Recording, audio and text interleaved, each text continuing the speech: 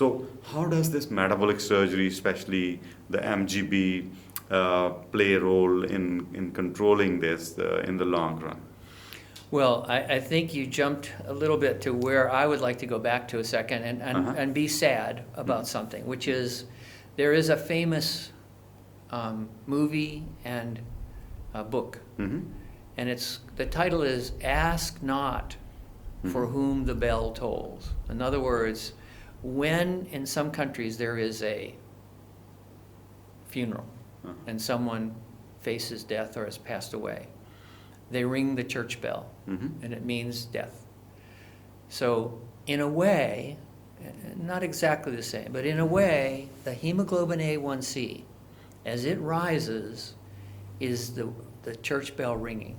Oh. It's telling you that the dark devil of death is at your door. It's at your door. As you get a higher blood sugar, we know that the research shows as it goes up, your chances of all those terrible things, which if I have your permission, I'll mention again. Please. These things come to your house. They come to live with you. They come to take your good life away from you as hemoglobin A1C goes up. You can look at it almost like a gas measure in your car. As it goes, we know things are going to change. So hemoglobin A1C below 6, even 5, very unlikely that you will have heart attack, stroke, blindness, amputation, kidney failure. As it begins to go up, click, click, click, click, again, it's who's that at the door? That at the door is illness and all these other complications. And the next thing is that we talked about diet, exercise, and medications. In most studies, even with the best medications, the ability to take the hemoglobin A1C down is around 1 or 2. Yeah, day before yesterday we were looking at the data. You know, the best of the drugs, what results you get in the long run. Like if your HbA1c was 8, it will come to 7-ish. 7-ish, yeah.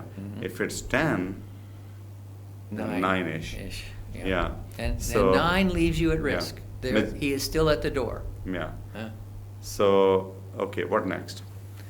Well, first of all, again, we want to apologize that this seems like bad news after bad news. We don't want to say that. It's just like during the pandemic. We don't want to say bad news, but this is the news. So now we have to say that what we have done recently is looked at your results, and you have been operating on patients with diabetes for decades. Yeah. And so what we have is some measures of about 100 people with diabetes, and we looked at their hemoglobin A1Cs, and we remember that anytime they are above 7, that we begin to hear that knock on the door from this specter of complications and death. And we know that as it gets higher, that risk goes up.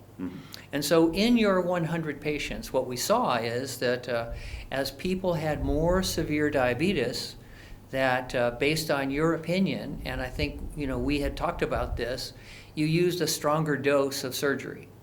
Yeah, this was a small group of patients out of our, more than 7,000 patients, which we specially selected, 10 years, I think more than 10 years back, just to compare the dose of surgery.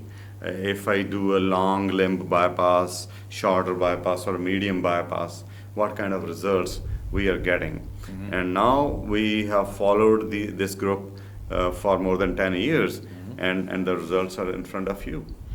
Well, and that's what we're going to say. We're going to say how good the results are, but I think it's important to point out you are unique, or one of the few surgeons in all of India and the world who uses the MGB with a tailored bypass. So what we want to say to the listeners is the average sleeve surgeon just does a sleeve, and it's not different from one person to the other. You may be big or sick or not very big and very sick or whatever, they always get the same operation. And for the Roux-en-Y, another operation, it's always the same operation in everyone. And what your data showed is that as we vary as we tailor the operation to the patient, we can vary the power of the treatment. And of course, that more power has a slightly increased risk, but in other words, what we want is, our goal is really simple, like we've been talking about here. Our goal is, can we get your hemoglobin A1C, your blood sugar, normal? Okay? And most treatments and most weight loss surgeries do not get everyone back to normal. And normal, we'll say, is under 6. Okay? What your data shows with your tailored BP limb length, in other words, the bypass can change the power of the drug treatment, except this treatment is surgical. And what you got out of your 100 patients, the ones who were followed up, about 83 at 10 years, they were normal. And so I'm going to stop and say that 3 times. They were normal after your surgery. They were normal within the first year through the next 10 years. And that is, I want to say really good. I want to say miraculous to me when I read the data.